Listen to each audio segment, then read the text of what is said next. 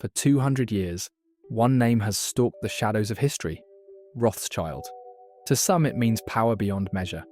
To others, a symbol of greed, secrecy, and control. Their name appears in rumours about central banks, wars, revolutions, even the weather itself. The Rothschilds didn't just build wealth, they became the family people whispered about when the lights went out.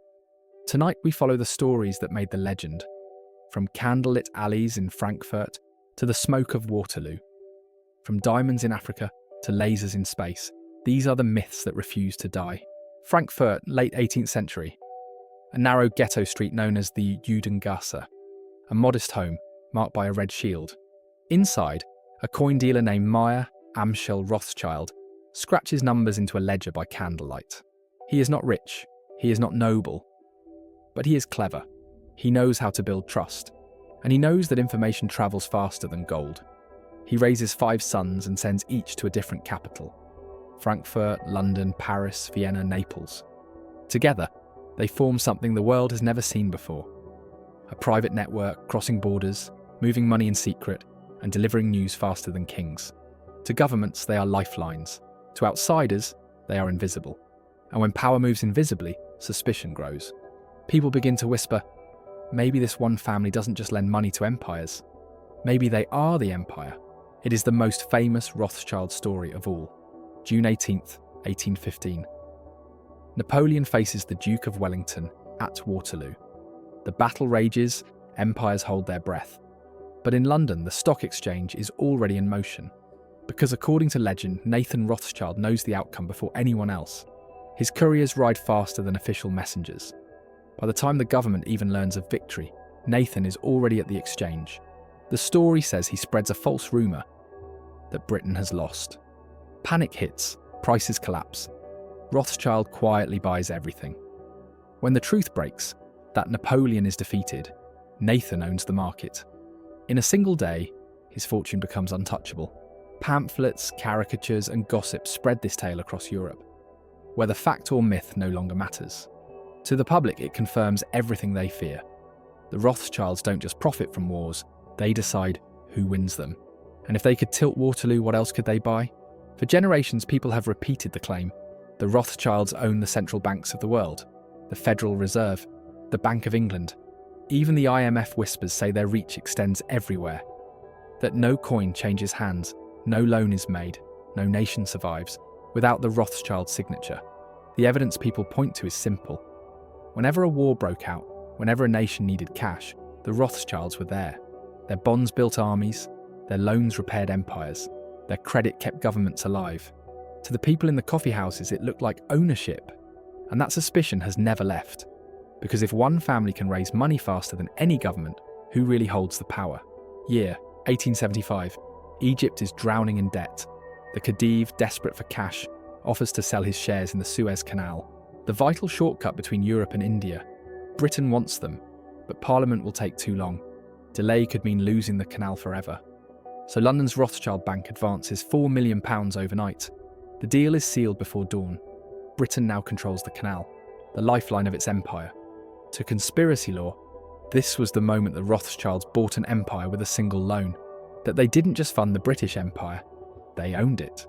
And from that night forward, whenever Britain expanded its reach, the question lingered. Who really ruled? The government in London or the red shield behind the money? There is one charge that never fades, that the Rothschilds profit from blood. From Napoleon's wars to the Great War a century later, stories say they funded both sides. That while soldiers died in trenches, bankers cashed in. The myths go further.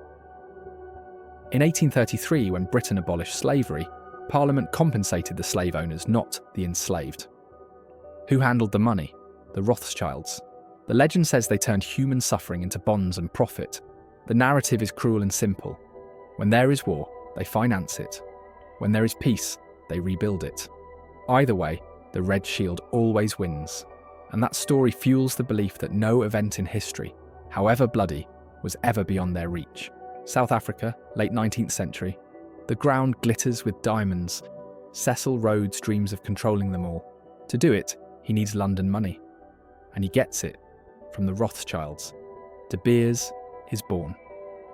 For decades, it is said no diamond leaves the earth without passing through Rothschild hands, a cartel that sets price by limiting supply. Conspiracies bloom. The family controls not just gold and government bonds, but the very jewels that mark wealth itself. Engagement rings, crowns, fortunes, all tied back to a red shield in Europe. And the whispers grow darker. If they could corner diamonds, what else have they cornered that we can't see? The year is 1917, the First World War rages, and Britain issues the Balfour Declaration, a promise to support a Jewish homeland in Palestine. The letter is addressed to Lord Walter Rothschild. For conspiracy culture, this is proof of ultimate power. A single letter to a Rothschild, and the fate of the Middle East is sealed. Did one family midwife the birth of Israel? That's what the story says, and like so many Rothschild legends, the power lies not in what's written, but in whose name appears at the top. The year is 1931. Austria. A bank called Kreditanstalt collapses. It is tied to the Vienna Rothschilds. The failure sparks panic across Europe. Depositors storm the doors. Other banks begin to fall. The Great Depression deepens, and immediately pamphlets and speeches point the finger. A Jewish bank has destroyed Europe, the agitators cry. To many, the nuance doesn't matter. All they need is a name. And once again, the Rothschilds are written into the script of disaster. Fast forward to the present. A DC councilman films a snowstorm and claims the Rothschilds control the weather. Online, a congresswoman warns of Rothschild space lasers starting wildfires. Memes explode. Millions share them. It sounds ridiculous. And it is. But that's not the point. These stories spread because they are portable. Whatever fear people feel, the Rothschild name is there to carry it. So what is left when we pull back? The Rothschilds are still wealthy, yes. Their businesses still operate in banking, in wine, in finance. But the truth is almost irrelevant. The legend is louder. Because the Rothschild name has become more than a family. It is a symbol of hidden power, of suspicion, of the belief that somewhere, someone must be pulling the strings. And once a family becomes a symbol, it doesn't matter what balance sheets say. The legend will always outgrow the truth.